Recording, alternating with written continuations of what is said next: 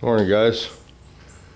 The light's sort of bad in here, but I wanted to do a short little thing on how to use a razor blade to sand a run out.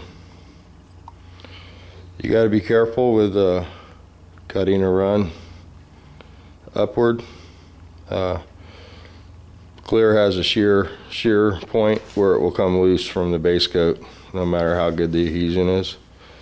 And a lot of times if you're cutting a run and you're pulling on it to cut the razor blade through it, you can pop the clear off the base coat. Seen it happen a couple times. You really shouldn't cut through a run like that. I had to turn that off. It scared me. So I thought I would do a little shorty on how to use a razor blade, or how I was taught to use one. Greg, really want you to get a new gun, man. That's all of your problem. On getting the clear to lay down like you like it, and it would just make your buffing so much easier. That's the difference when you don't atomize the clear properly, and not properly, I shouldn't say that. I mean, it's obviously putting it on the panel, but with either a SATA or the gun that we talked about, it just takes it to the next level up and lays the clear flatter on the panel, and it makes the end job a lot easier to get the peel out. But if you do get a run, you should always, I don't know how this is going to come out, you know. Obviously, we do not have a run in this panel. It's going to be for demonstration purposes only. But you'll get the general idea, and if you get runs a lot, you know, and it's something that's in your process, you should paint a panel and practice on how to do the razor blade. Now, fortunately, these are the only two fingers that still work on this hand, so I can still do this. So. Black Cat, can you give it a break? Huh? Alright, so anyway, we had a run in this area. You take the razor blade and you want to do like a planing motion on your run. You'll see the clear start coming up here. And you can sand peel out this way, whatever you want to do. But the blade should be on the panel at all times. You shouldn't lift it, and you should be doing, you know, almost a back and forward motion. You'll see the clear start to come up, and it'll be very fine. And when you get done, you can see that spot we just did there. It'll almost have the appearance of 1000 grit. When I sand a run that way, of course you want to go in the direction of the run. The whole idea behind using the blade is just to cut the run down to the painted surface. But the problem with the run is almost, you know, 90% of the time it's very hard to get it out, because it makes a little cave on each side of the run. So you have to sand down pretty flat to get a run out. And then a lot of times you don't have the proper material anymore, so you really, you know, you got to be careful. You know, you go at it a little bit at a time. And again, you know, it's like you almost get the motion of it. It's a back and forth. It's a planing motion, and the blade is smooth on the paint, you know. And you want to keep it moving like that. So if your run's this way, you'd be going this way. You know, you try to stay on the run. You can see the clear coming off. It's just shaving off very fine. When you cut the run like that, it gives it a jagged appearance, and then you have to re-level your cut. So it's hard to get it to plane smooth after you cut it jagged like that, and then you compromise how much clear you cut off. The other thing I wanted to show you,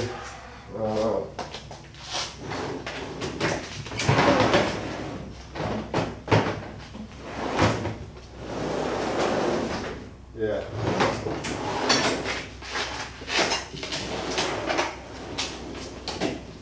Hang on a minute. I'm definitely not Tommy Shoe. Commercial break. I have to find it.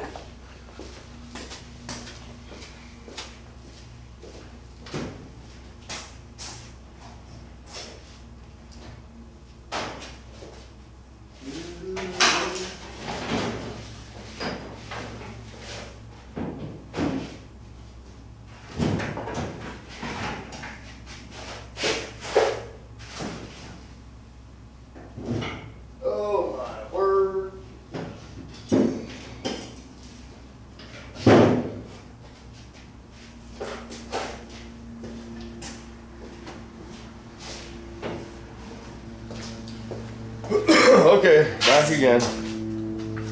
We still got the camera going there? Yep. Let me turn this around. We'll get it up in the air. Doop, doop, doop. There you go. My head's right about there usually. Anywho, on your bottoms of your doors and stuff, this is what you want. A little buffer. Well, this pad's really attached good, but it's a little micro, Velcro pad. This is for doing aluminum. But I've got several different pads, little ones, and you can do your little edges and such.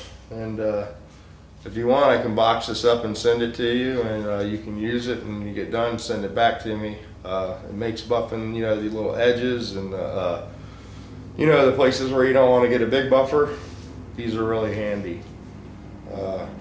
Good for doing little projects. I think I picked this up. Snap-on sells them. I think they're like, I don't know. My wife tells me not to get prices because I'm an idiot. But they're pretty handy.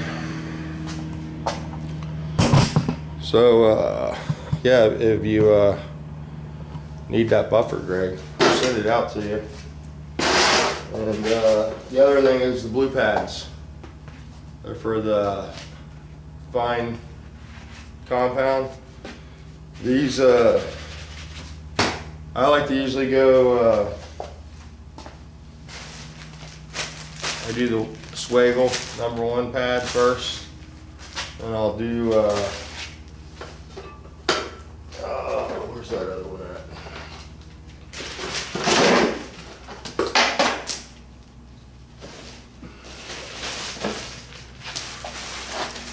I use the white foam pad second. Then I go to the blue pad with the fine, and if it's a dark color, I'll hit it with the black pad. And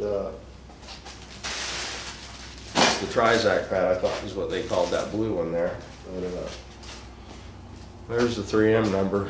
I don't know if you can see it on there. I don't know if Jeff uses these or not. Probably not. It's 3M. But these pads have less scratch, and that's the problem. When you're using the wool pad and the #1 compound, you're scratching the panel. You're taking the sand and scratch out, but you're putting the scratch of this product in. And you don't ever, when you get done buffing, want to walk around and the edges and stuff. If you use this on a rag, it's much more aggressive. It's like sanding without a DA. You don't have the orbital effect. So you got to be careful. This will definitely put scratches in, and you got to be careful with that. The other thing, of course, is always keep a microfiber towel where you can wipe your compound off, and you can do your edges with these. You put a little compound on them and rub it up. You got to put a little heat in there. You're melting the scratch out basically. So you have to get some speed on there.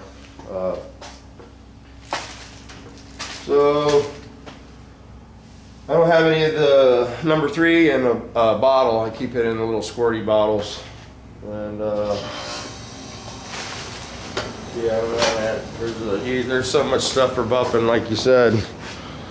I mean, I have 2 crates, and I'll usually get into a little of everything. I'm not telling you guys anything. If you paint a car,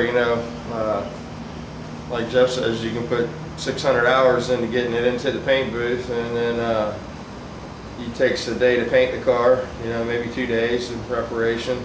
But you can spend a week, 2 weeks, 3 weeks buffing the car if you want perfection. I mean, that's where, very rarely. There are painters out there. I'm not going to say it's, impossible, but I've worked with some guys that can just go in the booth and lay it out.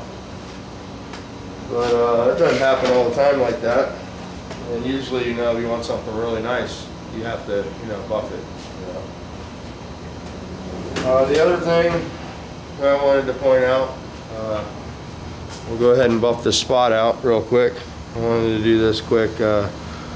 on the length of time that you stay in a section. You almost have to we'll use some 2-inch tape for this demonstration since I love it so much. When you buff a car, any kind of panel, you want to do this in your brain, and this is the way it should look in your mind. You know, I don't know how to explain it any different than this. This is a visual, you know, example. So the tape's not there to keep the compound from the other area of the car, but you want to break your panel up into a grid, you know, almost like you're doing a grid search. And let me plug the buffer in real quick here.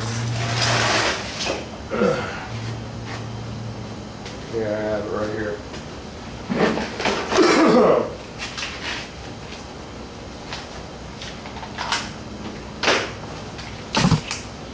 I'm doing this video real quick. Mr. Adam's eye is still asleep. We went go-kart racing last night, and I think he's tired from losing. Hans whipped up on him. I whipped up on him. It was really fun. And I ended up letting him and Hans have fun because I can't make too many trips on the go-kart. Alright, I had a pad, a foamy pad, or a wool pad I wanted to use, but I don't see it. So we'll go ahead and have a nasty red one here, but that's going to make a mess. Everything's discombobulated from that Mustang. I got rid of that yesterday. Gonna bring it back. He wants me to buff the roof for him. Wasn't happy. There's something on the roof. I don't know. There was something on there or something. So we'll take a look at that. I didn't buff the roof because I can't put my arms up that high. So I really wasn't planning on buffing the car, to be truthfully honest with you. But I just took it the next step for the guy. But it's hard to draw the limit, you know, where you're going to stop on something.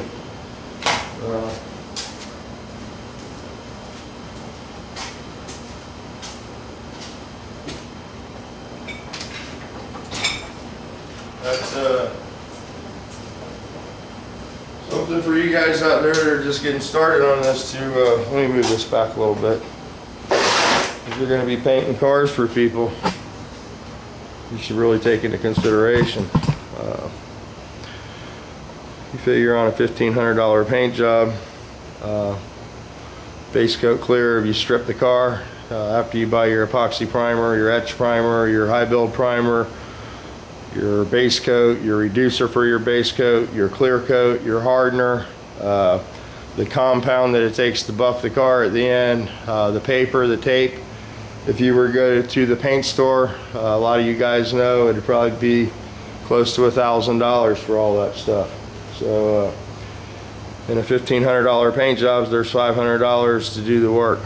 So there's not a lot of margin, and I've always found in the past, this is why I don't do those as a rule, that when you do a job like that, you sort of set yourself up for failure, because you really can't do a paint job for $1,500, guys. I know it can be done. I know guys do them for $800, but if we looked at the car, we would find flaws in it, you know. As painters, it's hard to overlook that stuff, and as individuals paying that kind of money, whether it's a lot or not a lot to some people, they feel like they didn't get what they paid for sometimes. That's why when Matt and Jeff talk about, you know, $10,000, $5,000 for a paint job, it's definitely not unrealistic when you consider the time it takes to achieve that kind of finish. People just aren't aware of the labor that it takes, and the dedication to the job to the end. All right, we're gonna stop talking and do a little buffing right here. Like I said, we're doing a grid. the tape's just there to give you an idea of how not to move the buffer around on the car. You know, if you're buffing this door and you're doing this, you're not going to make any headway, because all it does is it lets the compound wet the surface, and then you really can't see anymore because the oils or the whatever's in the compounds, I won't say oils, but wets the paint. It looks buffed. You wash it off with soap and water, and you have sanding scratches again. Another good rule of thumb on buffing is buff it once, buff it twice. You know, if you want to make sure, buff it 3 times before you move to the next step. Repetitiveness, over and over. The more you buff, the better it'll look. There is a point where you over buff, but somebody asked about buffer speed. This is a Makita. This is a very old buffer. I don't think the rheostat's correct anymore. It is adjustable. I like to buff on the lowest speed the buffer will turn. We're not trying to hurry up and get it done at this point. You know, if you're taking this step, you're looking for that next level, and it doesn't come quick. All right, let's go ahead and buff this spot. Another thing, you can take the pad and move your product around on the panel, and it keeps the sling down a little bit.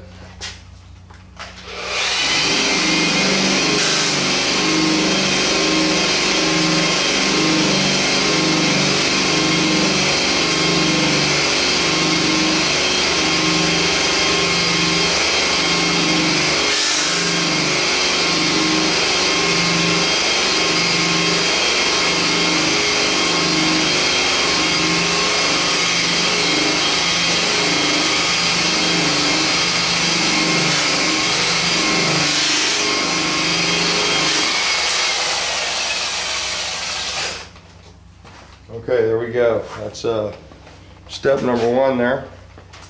And our razor blade marks are already gone. Step number 2 would be the foam pad. And as you move from pad to pad, what you're doing is you're refining the scratch. We're going from the scratch of the wool pad to the scratch of the foam pad now, and then we'll move to our next product.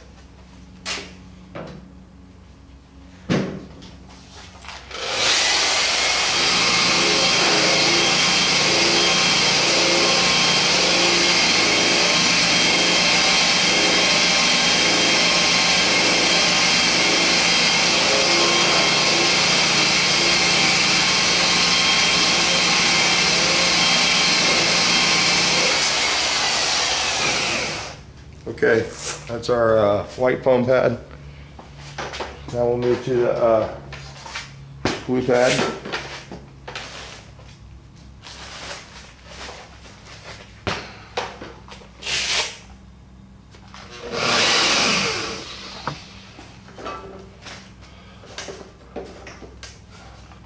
Okay, one thing I've noticed about this blue stuff, it smells really good. But here, wrong stuff. This stuff, if it's cold out, will charge the car up. So you'll be getting zapped all the time. So if you have any lacquer thinner, or if you're working with any flammable material, I know it sounds funny, you don't associate it with buffing a car. It will static up the car if it's cold out. The blue pad will. Other guys who experience that, you know, you can share your experience.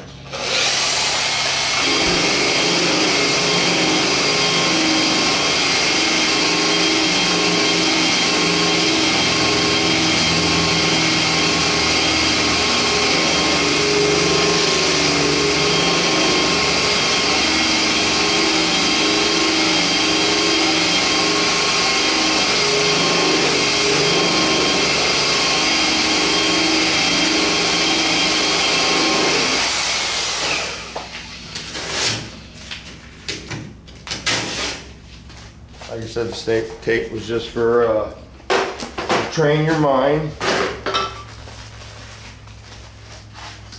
And we're going to use the microfiber towel. If you buy a microfiber towel, always rip the labels off too.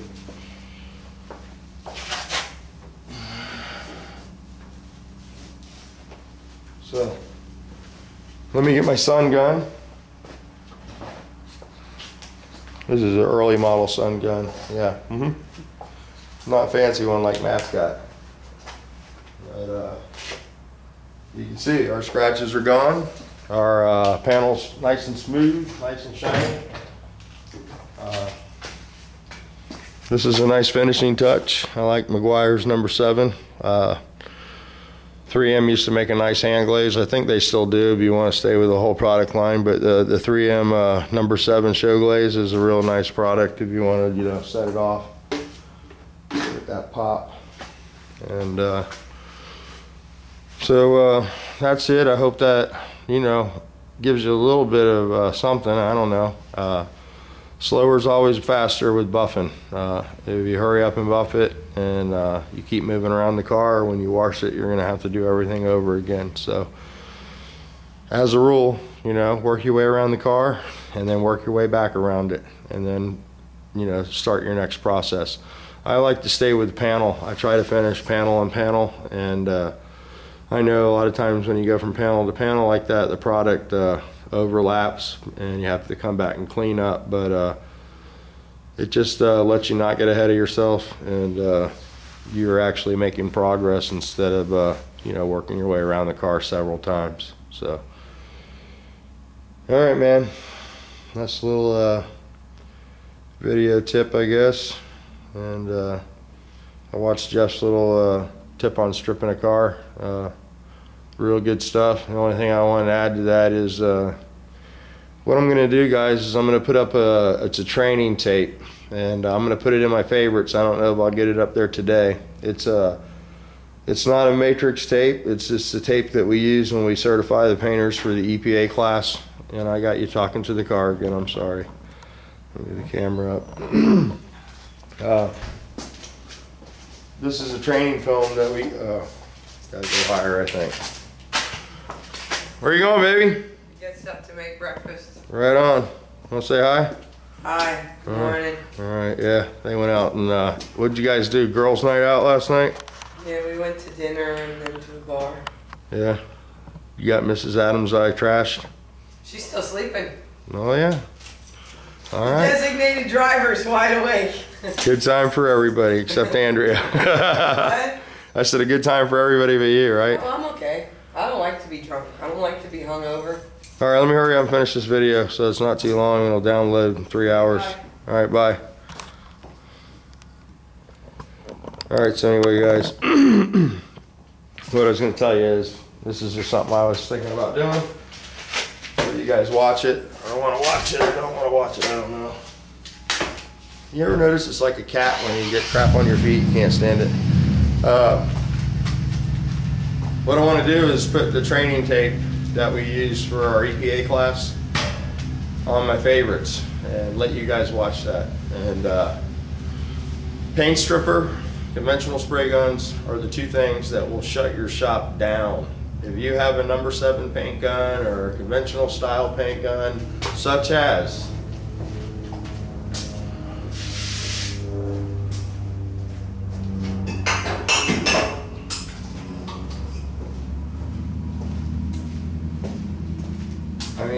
these are our old favorites, man. I got 16 of them hanging over there. I'm not technically a shop. I haven't sprayed anything out of these for years. These are illegal. If you have these and you have a sign on the front of your building and you have a body shop, they will lock your door if you have one of these or paint stripper, aircraft stripper. They're trying to educate the painting field out there through these videos and certifying painters in the EPA classes. They're going to take that off the market, guys. It's just a matter of time. If you're using paint stripper as part of your process, you need to find another way to do it, because what happens is not only are the heavy metals and stuff from the paint and the paint stripper, 95% of the time either that gets cleaned up and put into the garbage can or it gets washed onto the floor, and they're finding those heavy metals and the isocyanates and the poisons and stuff that are in the paint strippers in the water supply. So those are the two things. I can preach it all day long. Sometimes it's better if it comes from the choir. You guys watch the film, you guys make your own decisions. They talk about HVLP efficiency, how much material you can save if you do X amount of cars a month. It's a pretty educating clip.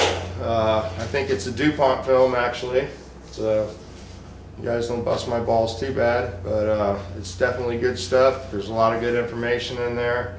The guy that narrates the film is the guy that does the EPA classes with us, so it's a lot of good information, and it's coming down the pike. I know they're tooling up, they're changing the water. A lot of guys thought it was going to be compliant. You got to have it, you got to have it. Turns out they're pushing it further and further back. But there's a lot more than just the water base. There's a lot more than just the LV base. There's a lot more to it. There's a lot of stuff they want you to educate yourself on. Cleaning your gun, just common practices that we use every day. Stuff that is easy to improve, and stuff that we're gonna have to do. So anyway, I'll get that posted up. You guys can take a look at that. I do believe if you watch the film, you know, if you're one of the guys that are subscribed to me and you're a painter, you watch that film, you talk to Andrea, she can get a certificate out to you, and basically you'll take the EPA class online. So Adam's going to take it while he's here. He's going to get his certificate, and basically it just educates you on the laws and what's current, you know, what they want, what they're looking for, what your employer is required to provide for you. When you look at the new EPA standards and stuff, it's all geared towards the painter. They want to educate you on what you're spraying, what you're breathing, how you clean your gun, the whole process. And they're basically taking the responsibility out of the painter's hand, and ultimately it's the guy that owns the shop. So if you're a shop owner out there and you got a guy that's buggy lugging and old guns and stuff, you might want to watch the video. You might want to review some of the stuff on it, and you know, take a walk around your shop and see what you got hanging up, because the stuff they talk about on the videos is the stuff that they're really after. Those things are law now that they go over and over on the video, and I think basically what they're doing is they're trying to see how everybody reacts to it, and if, you know, we're going to be proactive on our own, or if they're going to have to step in and regulate us even further. So alright, so that's it. We got off task a little on the buffing, but I just wanted to add that about the paint stripper. Don't use it. Don't have it around. Just like Jeff said, it burns your face, it burns your eyes, and it's way worse than paint. So, alright. Hopefully you could see my head in that, and you weren't talking to my chest. Anyway, let me go see how this looks. We'll get it uploaded and try to wake Adam up. We're going to go on the boat today, so we'll get some footage of that. I'm going to go on the St. Johns River, take a little trip, and so that'll be cool.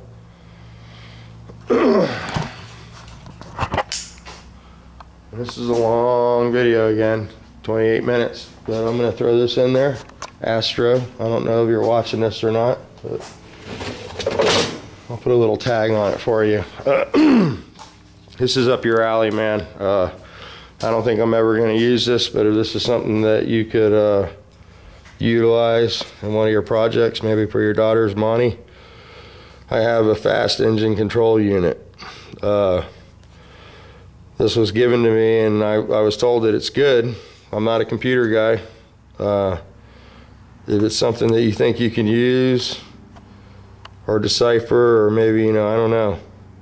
I have numbers on it, you know, it's got some stuff there. I don't know if that'll give you the program information or what it's for.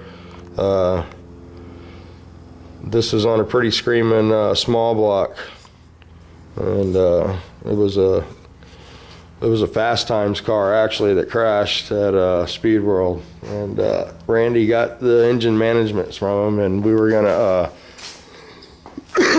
graft it onto my Beetle, but this thing's already running 9s, and I don't need it to go any faster, so I'm gonna stick with the old carbonator. And I know you don't like those, but I can change jets pretty easy. I'm sort of learning the fuel injection tricks from you, so